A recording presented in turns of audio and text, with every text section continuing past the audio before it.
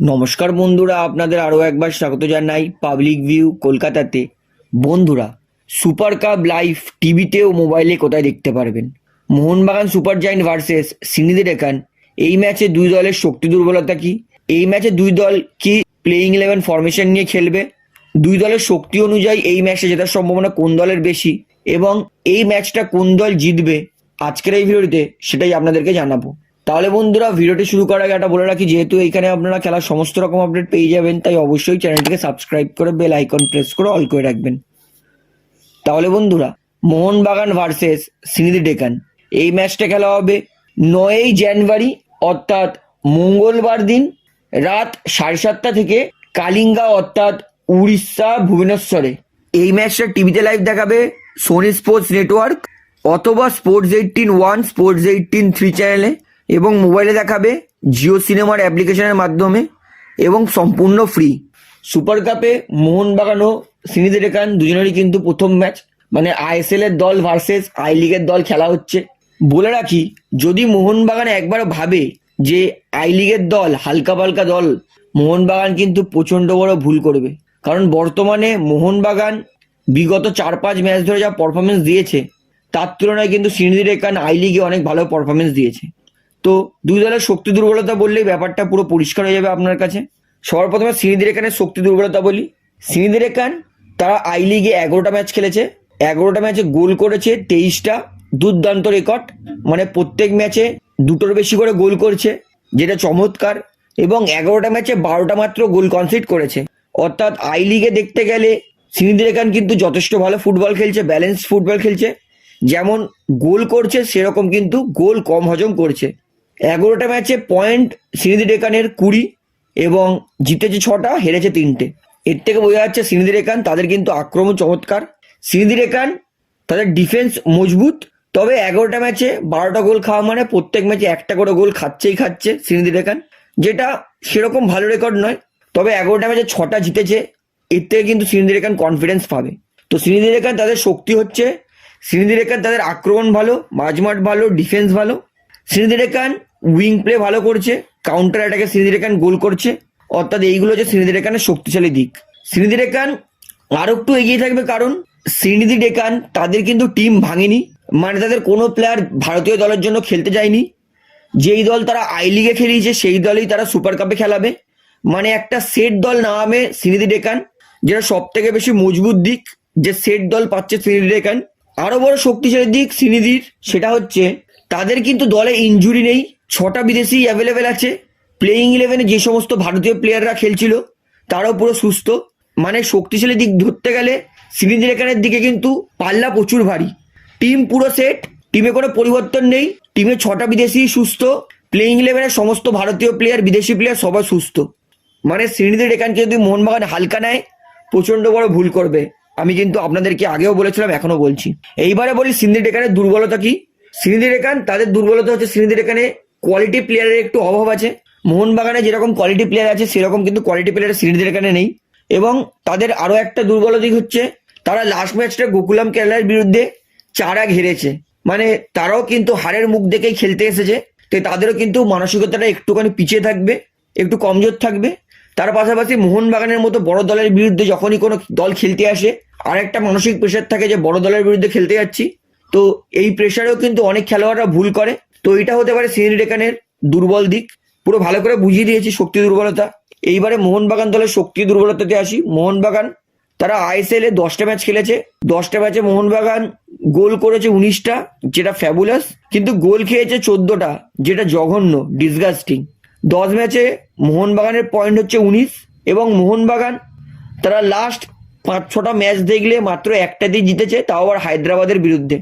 এবং Mohun Bagan back to back 3টে match হেরেছে, যেটা মোহনবাগান খেলোয়াড়দের প্রচণ্ডভাবে মোরাল ডাউন করে দিয়েছে।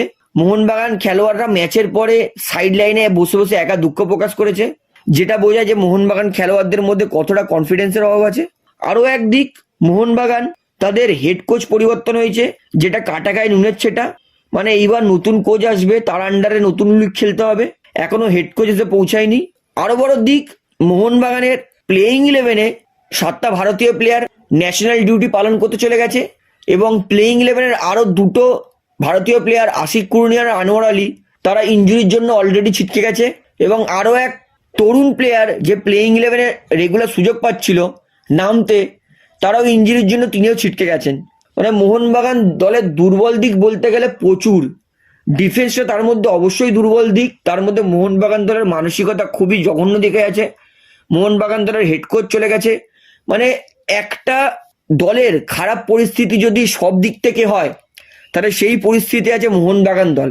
সমস্ত দিক নেগেটিভে আছে মোহনবাগানের, পজিটিভ দিকে বলতে গেলে খুবই কম আছে। তো মোহনবাগান দলের দুর্বল দিক কি সেটা আমি আপনাদেরকে পরিষ্কার জানিয়ে দিয়েছি।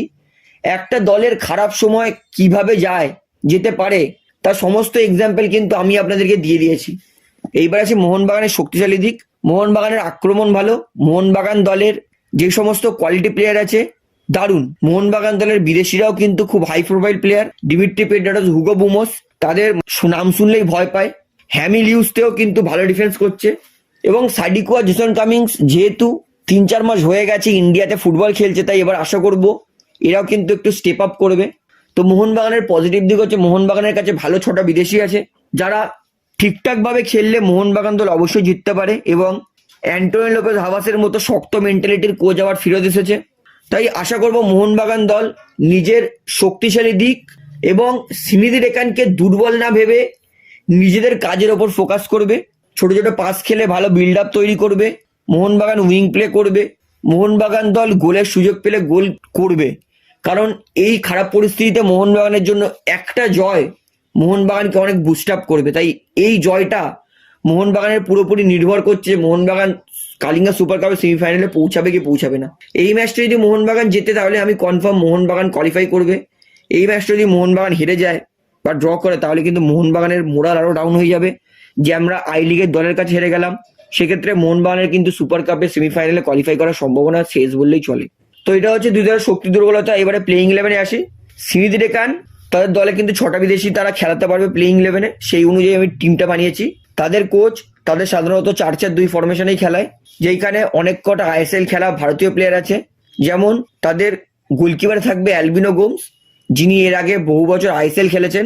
তারপরে হচ্ছে মোহাম্মদ সাজিদ ডট, এই রাইট ব্যাক, তারও কিন্তু আইএসএল খেলার অভিজ্ঞতা আছে। লেফট ব্যাক গুরমুখ সিং, তারও কিন্তু আইএসএল খেলার অভিজ্ঞতা আছে।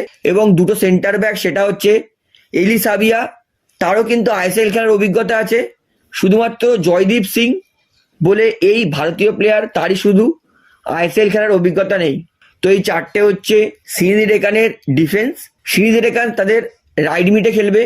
ইব্রাহিম সিসোকো তাদের ফরেন প্লেয়ার, চমৎকার গতিশীল প্লেয়ার, অনায়াসেই ডিফেন্সকে চকমা মেরে উইং পজিশনে গিয়ে ক্রস করে দিতে পারে। তাদের লেফট মিডে খেলবে তাদের আরও এক বিদেশি প্লেয়ার রেইওয়াল হাসান। এই বিদেশি প্লেয়ারটাও চমৎকার গতিশীল প্লেয়ার, ইনিও কিন্তু অনায়াসেই নিজের বুদ্ধি এবং স্কিলে বিপক্ষের ডিফেন্সকে পরাস্ত করতে পারে। এবং দুটো সেন্ট্রাল মিড, একটা হচ্ছে লাললুং ভাইডলুং, এটা একটা ভারতীয় প্লেয়ার, এবং তার সঙ্গে বিদেশি প্লেয়ার হচ্ছে ফাইসাল সাইতেস। এই ফরেন প্লেয়ারটাও কিন্তু যথেষ্ট ভালো, বুদ্ধিযুক্ত প্লেয়ার, ক্রিয়েটিভ মিডফিল্ডার চমৎকার। তাই এই প্লেয়ারটাকে কিন্তু মোহনবাগানের ডিফেন্সকে চোখে চোখে রাখতে হবে। তো এই 4টে হচ্ছে সিনিদি রেকানের মাঝমাঠ। এইবারে সিনিদি রেকানের ফরওয়ার্ডে দুটোই বিদেশি খেলবে, সেটা হচ্ছে উইলিয়াম, এই ফরেন প্লেয়ারটা কিন্তু যথেষ্ট ভালো প্লেয়ার, এবং তার সঙ্গে খেলবে ডেভিড কস্ট্যান্ডো। এই দুই ফরেন প্লেয়ার কিন্তু সিনিদি রেকানের সেন্টার ফরওয়ার্ডে খেলবে, অর্থাৎ মোহনবাগানের বিরুদ্ধে যেহেতু বড় দল, তাই আমি মনে করি সিনিদি রেকান 6টা বিদেশি নিয়েই তাদের প্লেইং ইলেভেন শুরু করবে, এবং এই প্লেইং ইলেভেন কিন্তু যথেষ্ট শক্তি মজবুত মনে হচ্ছে। এইবারে আসি মোহনবাগান দলে। মোহনবাগান আমি মনে করি যেহেতু অ্যান্টোনিও লোপেজ হাভাস ফিরেছে, এবং প্রথম ম্যাচে যদি অ্যান্টোনিও লোপেজ হাভাস নাও থাকতে পারে সাইড লাইনে, তবুও ম্যানুয়েল প্যারেস তিনি মোহনবাগানকে 4-4-2 ফরমেশনেই খেলাবে। কারণ মোহনবাগানের কাছে কিন্তু বর্তমানে কোনো ভালো ডিফেন্সিভ মিডফিল্ড নেই যে ডিফেন্সিভ মিডফিল্ড খেলাতে পারে। গ্ল্যান মার্টিন তার ইনজুরি আছে, নামতে আর একটা ডিফেন্সিভ মিডফিল্ড যার কিন্তু চোট লেগেছে, অর্থাৎ মোহনবাগান কিন্তু 4-4-2 খেলতে হবে, তাছাড়া কোনো উপায় নেই। যেখানে গোলকিপারে থাকবে আরজ আনোয়ার শেখ, তরুণ গোলকিপার, বড় এক্সপেকটেশন থাকবে যে ভালো খেলবে, এবং এরও কিন্তু নিজেকে প্রমাণ করে দেখাতে হবে যে আমিও বড় দলে খেলার যোগ্য। 4 ডিফেন্স, রাইট ব্যাকে থাকবে আশিস রায়, যার এই মুহূর্তে আউট অফ ফর্ম চলছে, তবে আশা করবো আশিস নিজের পুরনো ফর্মে ফিরবে। লেফট ব্যাকে থাকবে সুমিত রাঠির ওপর কিন্তু বড় দায়িত্ব থাকবে নিজেকে প্রমাণ করে দেখানোর। এবং দুটো সেন্টার ব্যাক, সেটা থাকবে হেক্টর ইউস্তে আর ব্র্যান্ডন হ্যামিল। ভালো খবর হচ্ছে ব্র্যান্ডন হ্যামিল আর হেক্টর ইউস্তে দুজনেই কিন্তু সুস্থ আছে এবং দুজনেই মোহনবাগানের ডিফেন্স সামলাতে পারবে। মোহনবাগান রাইট মিডে খেলবে কিয়ান নাসিরি। কিয়ান তিনি ডান প্রান্ত দিয়ে ভালো খেলে, তাই আশা করব কিয়ান তিনি ডান প্রান্ত দিয়ে ভালো করবে, একাধিক ক্রস করবে, বিপক্ষের ডিফেন্সকে পরাস্ত করবে। বা প্রান্ত একটুখানি হলে মোহনবাগানের অসুবিধা হতে পারে, তবে সোহেল বার্ড যেহেতু জুয়ান ফ্র্যান্ডোর আন্ডারে বাঁদিক দিয়ে খেলেছে, তবে আমার মনে হয় না সোহেল বার্ড কতটা বাঁদিক দিয়ে খেলতে পারবে। তবুও তাছাড়া কোনো উপায় নেই মোহনবাগানের কাছে, সোহেল বার্ডকে বাঁদিক দিয়ে খেলালেও খেলাতে পারে মোহনবাগান, কারণ আইএসএল এর আগে যতগুলো ম্যাচ খেলেছে সোহেল বার্ড সমস্তটা কিন্তু বাঁদিক দিয়েই খেলেছে। এবং দুটো সেন্টার মিড সেটা থাকবে ডিমিট্রি পেড্রাটস আর হুগো বুমোস। ডিমি আর হুগো যদি নিজের ছন্দে ফুটবল খেলে সেরা ছন্দে, তাহলে শ্রীনিধি রেখানকে মোহনবাগান গোল করবে এবং শ্রীনিধি রেখানকে হারাবে মোহনবাগান, এটা আমার ভরসা আছে। তাই ডিমিট্রি পেড্রাটস এবং মোহনবাগান দলের নতুন ক্যাপ্টেন হুগো বুমোস, এই দুই প্লেয়ারের নিজের যুগলবন্দিতে মোহনবাগানের জন্য একাধিক চান্স ক্রিয়েট করতে হবে। এবং দুটো স্ট্রাইকার জেসন কামিংস আর আর্মান্ডো সাডিকু, এই দুই প্লেয়ারকে সুযোগ পেলেই গোল করতে হবে, কারণ এই দুই প্লেয়ার যদি খারাপ খেলে তাহলে আইএসএল থেকে তাদের ছিটকে যেতে বাধ্য হবেই। তাই জেসন কামিংস আর আর্মান্ডো সাডিকু আশা করব, যেহেতু সিনিয়র ভারতীয় প্লেয়াররা নেই, তাই জুনিয়র ভারতীয় প্লেয়ারদের সঙ্গে খেলে নিজের দায়িত্বটা স্টেপ আপ করবে এবং এই গুরুত্বপূর্ণ ম্যাচে কিন্তু দায়িত্ব নেবে এবং গোল করবে। তো মোহনবাগান দলেরও কিন্তু আমি প্লেইং 11 6টা বিদেশি খেলিয়েছি, কারণ তাছাড়া মোহনবাগানের কিন্তু দলটা একটুখানি হলেও দুর্বল মনে হচ্ছে। তো ভিডিওটিতে কিন্তু সমস্ত দলের শক্তি দুর্বলতা আমি আপনাদেরকে পুরো মেজারমেন্ট করে বলে দিয়েছি। তো আমার প্রেডিকশন হচ্ছে এই ম্যাচটা মোহনবাগান জিততে পারে, ফলাফল হবে 2-1। তো বন্ধুরা, আপনার কি মনে হয় এই ম্যাচটা কোন দল জিতবে, শ্রীনিধি রেখান না মোহনবাগান সুপার জায়ান্ট, সেটা আমাকে অবশ্যই কমেন্টে জানাবেন। তাহলে বন্ধুরা, আজকের এই ভিডিওটিতে আমার আপনাদেরকে এতটাই বলার ছিল। তো আশা করি ভিডিওটি আমার ভালো লাগলো।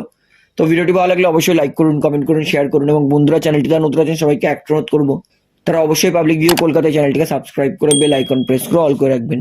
ধন্যবাদ।